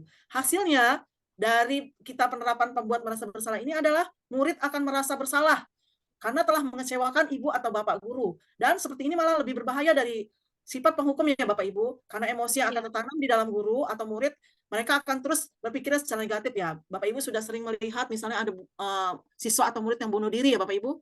Selanjutnya sebagai teman. Nah, sebagai teman ini guru akan posisinya sebagai murid atau tidak akan menyakiti murid ya, berusaha mengontrol murid melalui persuasi. Posisi teman pada guru bisa negatif atau positif. Positifnya tergantung dari hubungan baik yang terjalin antara guru dan murid. Dia biasanya menggunakan hubungan baik. Next. Misalnya, contohnya di sini hal-hal negatif, ayolah bantu ibu demi Bapak ya. Ayo ingat tidak bantuan Bapak selama ini. Nah, seperti itu ya. Biasa penerapan untuk posisi sebagai teman. Nanti hasilnya ya Bapak Ibu, murid akan merasa senang dan akrab, ini termasuk positif. Akan tetapi, siswa tersebut bisa mengandalkan guru tersebut, dan dia akan tergantung dengan guru tersebut. Apabila kita suatu saat tidak membantunya, maka mereka akan bilang bahwa, kenapa Ibu tidak membantu saya lagi? Begitu ya Ibu ya. Selanjutnya next. Sebagai pemantau, di sini, memantau itu berarti kita sebagai guru mengawasi dan bertanggung jawab atas perilaku yang kita awasi pada murid-murid, konsekuensi dengan menerapkan konsekuensinya sebagai hubungan murid dan juga menjalankan posisi pemantau. Untuk ciri sebagai pemantau sebagai berikut. Next. biasanya diiringi dengan kalimat, ayolah bantu demi Bapak ya. Ini teman ya, pemantau ya. Terus sudah kali ini tidak apa-apa, nanti Ibu bantu bereskan. Nah, seperti pemantau ini biasanya digunakan sebagai atas perilaku seseorang, posisi ini menggunakan stiker atau slip catatan ya. Biasanya kita kalau BK tuh ada catatan, misalnya kalau misalnya dia berbuat baik atau misalnya dia berbuat buruk dengan catatan bintang ya. Silakan next. Nah, ini adalah posisi terakhir yaitu sebagai manajer ya. Harapan kita nanti kita sebagai manajer itu kita bisa bersama murid mempersilahkan murid untuk mempertanggungjawabkan perilakunya dan mendukung murid dapat menemukan solusi atas permasalahan sendiri. Seorang manajer ini memiliki keterampilan sebagai posisi teman, pemantau, dan demikian juga bisa waktu-waktu berubah jika kedua posisi tersebut bisa digunakan. Next. Nah, di sini ya, kalau manajer Bu, Bapak Ibu, nada suara tulus, bahasa tubuh tidak kaku, mendekat kepada murid. Bisa kita contohkan di sini. Apakah kamu mengetahui jam berapa sekolah dimulai? Tahu kan jam 7. Nah, jadi kalau kamu terlambat, kamu bisa menanyakan ke teman kamu. Tidak, Pak, saya hadir tepat waktu. Nah, di sini tugas kita sebagai guru atau sebagai manajer untuk mengatur perilaku seseorang, kita membimbing murid untuk dapat mengatur dirinya dan juga tidak memisahkan dari kelompok, tapi mengalihkan murid tersebut ke kelompoknya. Baik, Bapak Ibu, next. Nah, di sini refleksinya ya, setelah saya memaparkan, baik Bapak Ibu, saya agak sedikit cepat karena waktunya juga terus berjalan. Setelah pemaparan saya posisi tentang posisi kontrol kita tadi mengenai sebagai ada sebagai penghukum, membuat merasa bersalah, terus sebagai teman, pemantau dan manajer, kira-kira posisi apa yang sudah saya paparkan tadi dengan pernyataan kalimat berikut ini. Baik, refleksi ada yang bisa membantu untuk menjawab pernyataan kalimat siapa yang mengatakan ini? Pemberi rasa kecewa, Bu, yang pertama, Bu. Saya kecewa sekali dengan kamu. Maka jawabannya adalah? Ada yang bisa jawab? Posisi guru ya, Bu? Iya, posisi guru. Pemberi rasa bersalah. Ya, benar sekali ya. Saya kecewa sekali dengan kamu. Itu adalah yang mengatakan adalah pemberi rasa bersalah. Ya, karena kenapa? Murid otomatis guru sebagai guru sangat memberikan kepada murid bahwa murid tersebut tidak mengikuti apa yang sudah dihimbau oleh guru yang bersangkutan. Yang kedua, kamu tidak pernah benar melakukannya. Penghukum. Penghukum, Bu. Ya, penghukum. Pinter sekali ya ibu-ibu ini ya. Baru paparkan sebentar sudah bisa menjawab ya. Nah, Ibu Dina ini kayaknya bisa menjawab ini, Ibu Dina. Ayolah, lakukan demi saya ya. Ayo, posisi Teman, Bu. Teman. Ya, teman tapi bukan teman tapi mesra ya, Bu. Ya, Bu ya. Ayolah lakukan demi saya. Terus apakah kamu mendapatkan stiker bintang hari ini? Manajer. Pemantau. Nah, benar sekali ya, pemantau ya. Baik sekali Ibu Dina ya. Salah ya saya. Iya, jadi kita kalau misalnya suatu saat kita kan pernah, oh kamu sudah melakukan berapa kali kebaikan, nilai-nilai positif, maka Bapak kasih bintang 3 ya. Nah, itu berarti posisi kita sebagai Pemantau. Selanjutnya, bagaimana kamen bisa menyelesaikannya masalah ini? Manajer. Nah, manajer benar sekali ya. Karena kita sebagai posisi manajer itu, kita harus mensupport dan membantu murid dalam menyelesaikan masalah sehingga apabila ada suatu masalah murid dapat memperbaiki dan mengembalikan murid tersebut ke kelompoknya dengan keadaan yang lebih baik lagi. Selanjutnya masih ada, kamu selalu yang paling terakhir. Nah, itu apa, Bu? Biasanya kan sering kata kamu yang selalu paling terakhir mengumpulkan tugas. Penghukum. Ya. Tanpa sadar kita pernah seperti itu ya Bapak Ibu? Iya. Selanjutnya ada lagi nih. Kamu tidak akan mendapatkan bintang bila tidak menyelesaikan tugas ini. Pemberi rasa bersalah. Nah, yang bintang tadi apa? Masih ingat nggak? Pemantau. Pemantau. Benar sekali Ibu Dina. Ibu Dina ini calon CGP nih. Selanjutnya ada sama Ibu Pak Ilman nih kayak mau jawab nih. Ingat bukan apa yang telah kamu lakukan. Apa ini Bapak Puri tadi saya nggak bisa bahasa. Ingat bukan apa yang telah saya lakukan untuk kamu. Sebagai teman. Baik sekali ya. Terus selanjutnya terakhir, kamu tidak akan pernah berhasil di kehidupanmu. Waduh, ini lebih ini ya, Bu. Hukum itu makanya. Ini kasihan ya kalau anak muridnya sampai kita seperti ini ya, Bapak Ibu. Baik, alhamdulillah saya lihat Bapak dan Ibu sudah bisa menafsirkan, semoga bisa diterapkan di dunia kontekstualnya ya, Bapak Ibu. Saya kembalikan kepada Ibu Novita Indahpuri. Oke, terima kasih Bu Kartika. Sangat menarik sekali Bu materinya. Tanpa kita sadar itu sebenarnya posisi-posisi itu sudah pernah kita lalui ya Bapak Ibu ya. Tanpa sengaja ada anak terlambat. terlambat lagi, udah penghukum itu kan. Tapi kita berusaha sama-sama ya Bapak Ibu, kita berada di level yang paling tinggi, yaitu Ya, posisi benar kontrol, sekali. yaitu sebagai manajer Betul. ya, yang berkaitan dengan sekarang penerapan sekolah ramah anak yang diharapkan Bapak Ibu guru hebat di sini, dan begitu juga dengan saya sedang berusaha menempatkan diri di posisi level manager gitu ya. Semoga kita sama-sama bisa ya Bapak Ibu. Oke, selanjutnya ini materi terakhir yang akan disampaikan. Ini nggak kalah menariknya nih, materinya yaitu tentang segitiga restitusi. Kalau saya mau spill nih, apa sih segitiga restitusi itu? Yaitu suatu metode atau cara bagaimana kita menghadapi anak yang memiliki masalah. Oke, kepada Ibu Elia dipersilakan. Oke, terima kasih Bu Puri memberikan waktu pada saya untuk memaparkan mengenai segitiga restitusi. Kalau tadi Bu Kartika membicarakan mengenai posisi kontrol, tentunya saya sebagai guru sebelum saya mempelajari modul khususnya 1.4 ini ya Bapak Ibu semua, saya terus terang sebagai penghukum dan juga pemantau, belum menjadi manajer. Mungkin saya sudah menjadi manajer tapi tidak selengkap dengan metode yang akan diterapkan kita di bagian segitiga restitusi ya Bapak Ibu semua. Silakan Bu Puri di next. Di sini saya akan memaparkan mengenai segitiga restitusi dalam penyelesaian masalah. Restitusi itu adalah proses kolaborasi mengajarkan murid untuk mencari solusi dari permasalahan, memperbaiki kesalahan mereka sehingga mereka dapat kembali pada kelompok mereka dengan karakter yang lebih baik. Melalui restitusi, ketika murid berbuat salah, guru akan menanggapi dengan cara yang memungkinkan murid untuk membuat evaluasi internal tentang apa yang dapat mereka lakukan untuk memperbaiki kesalahan dan memperoleh kembali harga dirinya, sehingga siswa dapat belajar tanggung jawab dan mandiri. Next.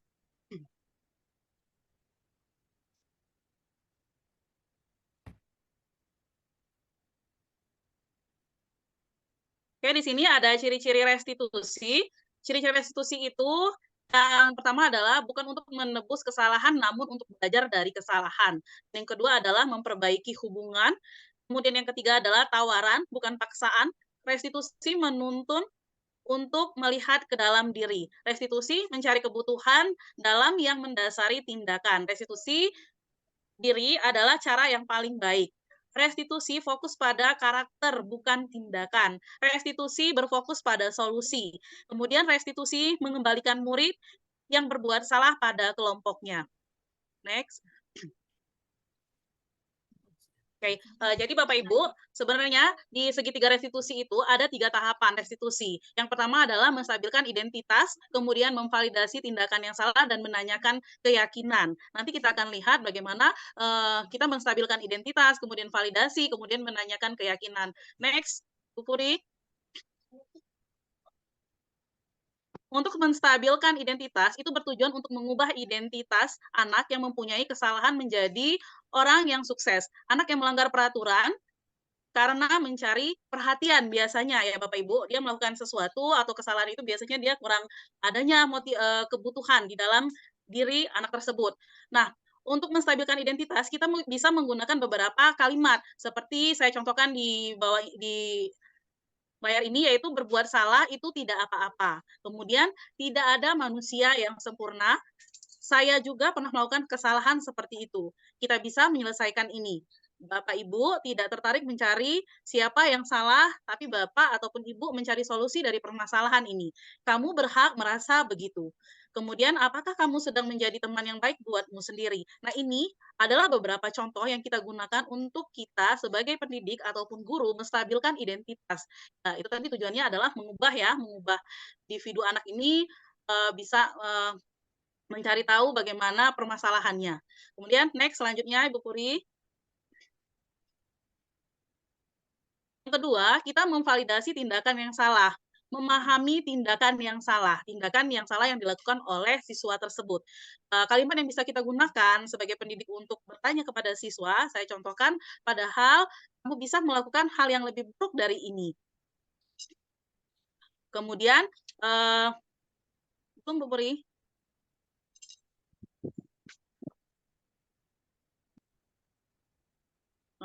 Sebentar Bapak Ibu.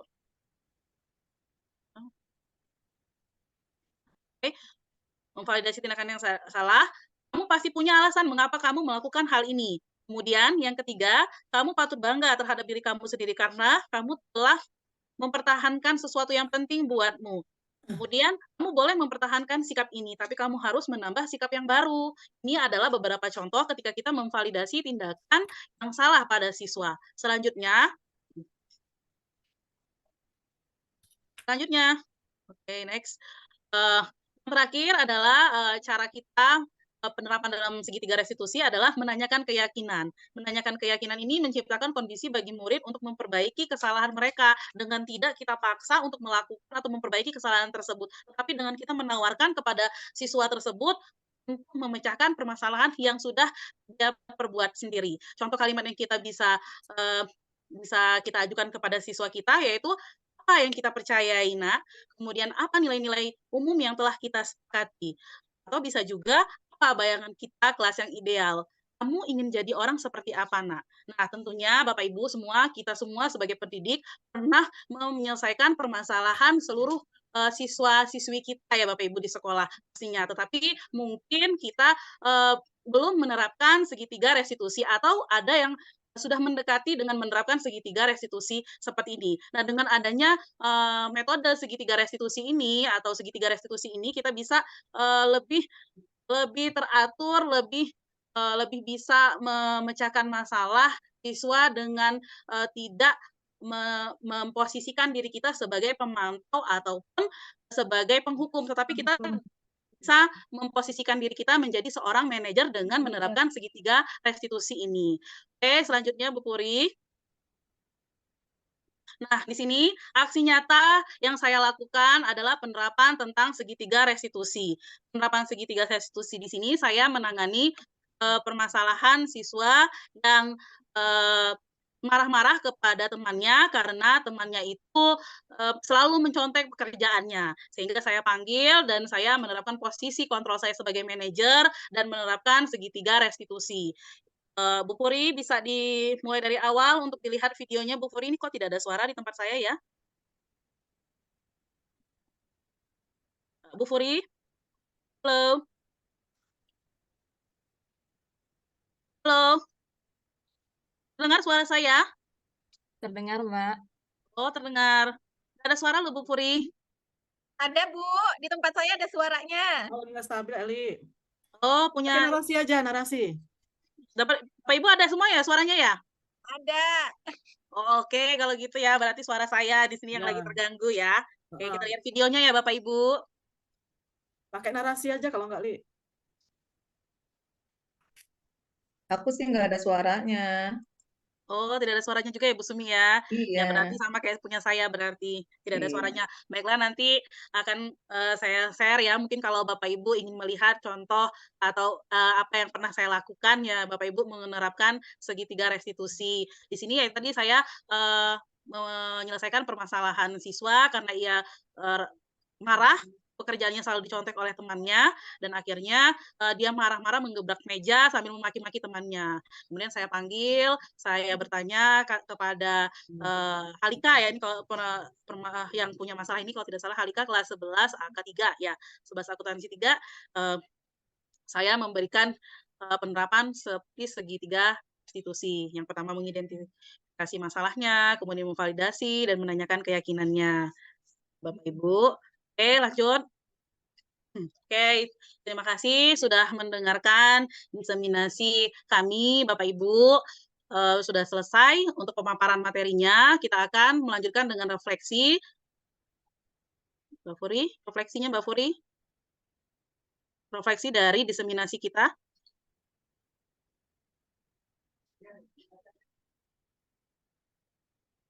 Bapak Ibu, ini adalah tahap terakhir, yaitu refleksi dari diseminasi kita hari ini untuk budaya positif. Bapak Ibu, saya akan bertanya bagaimana perasaan Bapak Ibu setelah mendengarkan diseminasi budaya positif. Silakan Bapak Ibu yang ingin menyampaikan perasaannya setelah mengikuti diseminasi budaya positif. Ya, Bapak Ibu boleh raise hand? Bu Sumi, Ibu mungkin Bu Sri atau Bu Kemala, boleh bagaimana perasaannya? Bu Adaha nih. Bu Adaha. Silakan Bu Adaha. Oke, Bu Adha, mana Bu Adha? Baik, Bapak Ibu. Maaf saya tadi dalam perjalanan. Dengar semua ya suara saya? Dengar. Oh ya, perasaan saya setelah saya mengikuti sosialisasi budaya. Sepertinya sinyalnya agak bermasalah ya Bu Adha ya. Ya, mungkin dia lagi baru sampai atau tiba di rumah Iya. atau di perjalanan Ibu Puri. Pak Coba yang Ilman lain. mau, Pak Ilman. Oh, mungkin Pak Ilman ya. Pak Pak Ilman mau Ilman, iya mengungkapkan Pak Ilman juga perasaannya. tadi kan. Bapak kayak semakin semangat ini Pak wajahnya saya lihat dari sini Pak. Ayo, Pak Ilman, gimana perasaannya Pak Ilman?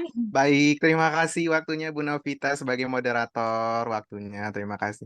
Baik, terkait dengan materi yang disampaikan oleh Bu Elia mengenai budaya positif, sangat baik sekali bisa saya terima. Jadi ternyata di dalam pemecahan suatu masalah, apalagi yang ada di dalam kelas, jadi kita harus memberikan masukan terlebih dahulu untuk siswa. Jadi kita harus panggil terlebih dahulu, cari akar masalahnya, kemudian setelah ketemu masalahnya, kita bisa menyelesaikan permasalahan tersebut yang terjadi antara siswa satu dengan yang lainnya. Begitu sih, Bu. Dan insya Allah bisa kita terapkan dalam pembelajaran ketika menemukan siswa-siswa yang tadi seperti mencontek, kemudian ada yang menjahili kawannya seperti narik bangku, kemudian Ambil makanan. maman makanan, terus dorong-dorong bangku kadang ke depan, terus lempar-lempar kertas, seperti itu sih, Bu. Kertas. Betul. Terima kasih, Bu Elia. Iya, terima kasih Pak Iman sudah memberi tanggapan mengenai perasaannya. Oke, yang kedua ya, kita lanjut aja ya Bu Puri yang kedua ya. Ya, Untuk lanjut singkat waktu Belia. Oke, yang kedua adalah sudah pernahkah Bapak Ibu menerapkan budaya positif di sekolah? Ya. Sudah Ya pasti sudah pasti ya. sudah pernah lah ya. Tapi kita Saya, mau Bu. dengar deh tanggapannya. Ya Bu Ya, Rika. boleh. Silakan Oh, ya. Bu Rika. Bu, sorry Bu, saya pakai 2 device karena satunya laptop, satunya saya sambil jalan, Bu. Iya nggak apa-apa Bu Ya, Rika. Bu Rika. Ya, oke. Sudah pernahkah ya? Jadi kalau nomor 1 sudah dijawab Pak Ilman, saya coba jawab nomor 2 deh. Sudah pernahkah Bapak Ibu melakukan budaya positif di sekolah? Saya sudah melakukan budaya positif di sekolah. Di tempat saya mengajar. Nah, udah itu aja atau mau ada seperti contohnya atau gimana, Bu? Boleh Bu contohnya. Contohnya ya, benar Bu. Sebenarnya sebelum saya melakukan budaya positif di sekolah ya, salah satu budaya positif di sekolah adalah saya seperti misalnya penerapan 5S ya, kemudian dengan memberikan contoh teladan buang sampah pada tempatnya, itu kan merupakan salah satu budaya positif yang kita tularkan ya. Disiplin positif ya. Ya, disiplin positif, kemudian disiplin dalam menaati peraturan tata sekolah seperti berpakaian yang rapi sesuai dengan kompetensi keahlian. Kan kita punya masing-masing jurusan punya baju yang berbeda. Budaya positif yang saya tularkan yaitu salah satunya itu grooming kalau kata Bu Puri ya, ininya grooming atau berpakaian yang sesuai dengan profesinya, itu salah satunya yang diterapkan di sekolah saya selain 5S. Dan budaya positif satu lagi, misalnya kita menyapa orang lain dengan senyum. Senyum, sapa, salam, sopan dan santun. Santun, ya, itu dia. Oke. Ya, Ibu terima kasih. Mungkin itu dari saya, Bu Puri. Elia, itu ketutup. Ya. Oke, terima kasih Ibu Rika sudah memberikan refleksi kita. Kemudian yang ketiga ya Bu Furi, kita lanjut ya. Apakah yang Bapak Ibu peroleh setelah mengikuti desiminasi ini, Bapak Ibu? Ya, Bu Kemala. Bu Kemala sepertinya udah siap-siap akan bergerak. Jadi teman-teman maaf ya, saya dalam perjalanan. Oh iya, apa-apa Bu Kemala. Jadi kalau kita berbicara apa yang kita dapatkan gitu ya Bu Elia ya? Ya, betul sekali Bu Kemala. Jadi di sini saya mendapatkan pemahaman yang luar biasa gitu dari teman-teman sebagai CGPD yang dari 4 peserta ini saya acungkan jempol seperti itu ya. Jadi terima kasih Bu Mala. Namanya ilmu pengetahuan yang sangat diperlukan bagi kita seorang guru atau tenaga pendidik seperti itu kan. Yang selama ini kita kadang-kadang sudah itu hal-hal keseharian yang sering kita lakukan, tapi kadang-kadang kita tanpa adanya hal-hal yang seperti ini, tadi seperti budaya positif, disiplin, begitu juga dengan teori dari kontrol, teori motivasi, kontrol, kontrol sampai kepada segitiga restitusi, bahwasannya kami ini diberikan materi yang konkret gitu, seperti itu ya, yang holistik, itu sangat menyeluruh dari awal pertengahan sampai akhir. Jadi memberikan pemahaman yang sangat berarti bagi saya terutama ya sebagai seorang pendidik. Nah, jadi hal-hal yang seperti ini kira-kira sangat menginspirasi gitu ibu-ibu ya, sangat menginspirasi bagi saya sebagai seorang guru, dan nantinya tentunya akan bisa kami aplikasikan kepada peserta didik gitu. Seperti itu sih. Terima kasih Ibu. Assalamualaikum warahmatullahi wabarakatuh. Waalaikumsalam Waalaikumsalam. warahmatullahi wabarakatuh. Ya, terima kasih Ibu Kumala ya, sudah memberikan refleksi untuk diseminasi kita pada sore ini. Silakan Ibu Puri. Saya kembalikan dengan Ibu Puri. Terima kasih Bapak Ibu hebat semuanya. Alhamdulillah ini Bapak Ibu hebat, kita sudah di akhir daripada pemaparan diseminasi tentang budaya positif di SMK Negeri 4 Bandar Lampung. Saya stop share screen dulu. Kita sudah selesai untuk pemaparan materinya. Sepertinya kita tutup, tapi sebelum ditutup, Foto dulu Bu kita Puri. berdoa dulu, kita berfoto dulu ya. Foto dulu ya. Kita foto dulu ya Bapak Ibu, bisa membuka kameranya ya. Saya akan memfoto, pasang pose yang paling, ya semua benerin jilbab nih saya lihat. Oke Bapak Ibu, saya hitung ya. 1, 2, 3. Sebentar belum. 1, 2, 3. Bentar Bapak Ibu.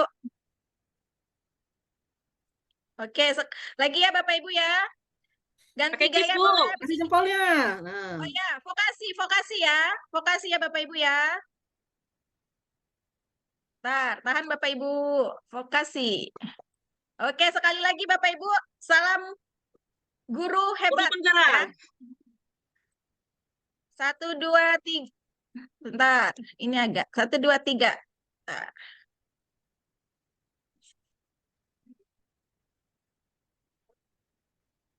Oke, terima kasih Bapak Ibu semuanya.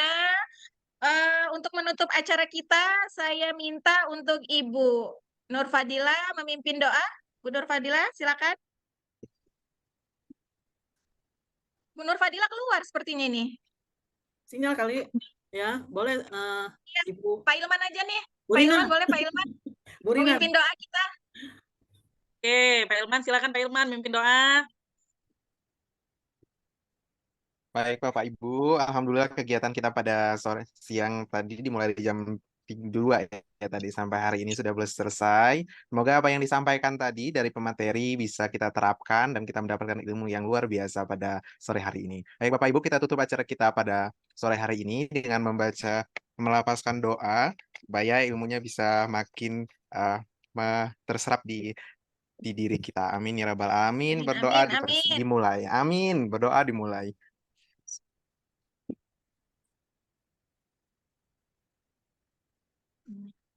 Berdoa selesai, dikembalikan ke Bu Novita. Ya, terima kasih Pak Ilman sudah memimpin doa sore hari ini. Saya sebagai moderator sekaligus pemapar presenter juga di materi budaya positif, saya ucapkan terima kasih banyak kepada Bapak Guru hebat yang dari siang sampai sore hari ini tetap mendengarkan diseminasi dari kami. Harapannya Bapak Ibu guru hebat tidak bosan dan ke depan kita bisa saling sharing ya Bapak Ibu. Sekali lagi tadi yang seperti diutarakan Bu Elia dan Bu Kartika, kita bukan menggurui atau mengajarkan, tapi kita saling sharing dan butuh masukan juga dari Bapak guru hebat semuanya. Saya akhiri. Wabillahi taufiq wa hidayah. Wassalamualaikum warahmatullahi wabarakatuh. Salam guru hebat. Waalaikumsalam warahmatullahi wabarakatuh. Terima kasih Bu Sumi. Terima kasih Bu Dina, Bu Rika, Bu Kumala kasih. yang sambil nyetir Terima semuanya. kasih juga semua atas Selalu semuanya. Bu Rika, semuanya. Bapak, terima kasih. Pak Ilman, terima kasih. Ya. Terima kasih.